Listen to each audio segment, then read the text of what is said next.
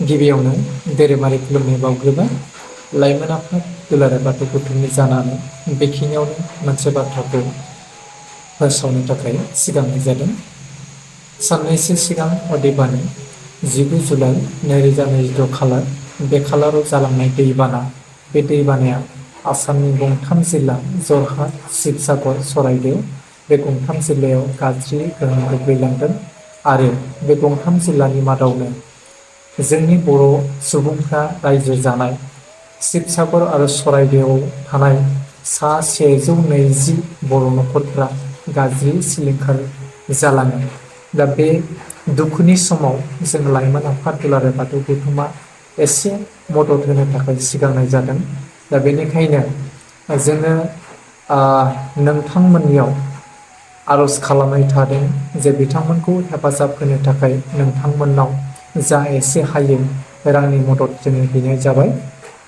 बे मददखौ जोङो साननैसो सिगाङावनो जोङो हैनो नांगौमोन, नाथाय जोङो सम खाबुजों गोरोबनानै खारफानो हायाखै।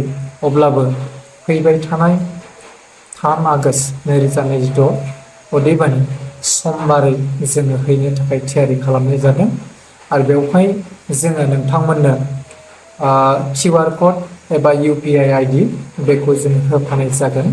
बे UPI ID एबा QR क'डआवनो नोंथांमोना रांनि हेफाजाबखौ हरनानै नोंथांमोना मदद खालामनो हागोन। आरो बेखिनियाव जोङो मोनसे बाथ्राखौ रोखा खालामखानो सानदों जे फैबाय थानाय समबारखालि हालागै जोङो बै जायगायाव थांबाय थानाय समसिमहालागै जोङो रांनि मददखौ आनजावबाय थानाय जागोन। बेलासि एबा सानजौफुनि बेलासिनि 2:30 रिंगासिम जोङो बे नोंथांमोननि अनसुंथाइखौ जोङो मददखौ आनजावबाय थानाय जागोन।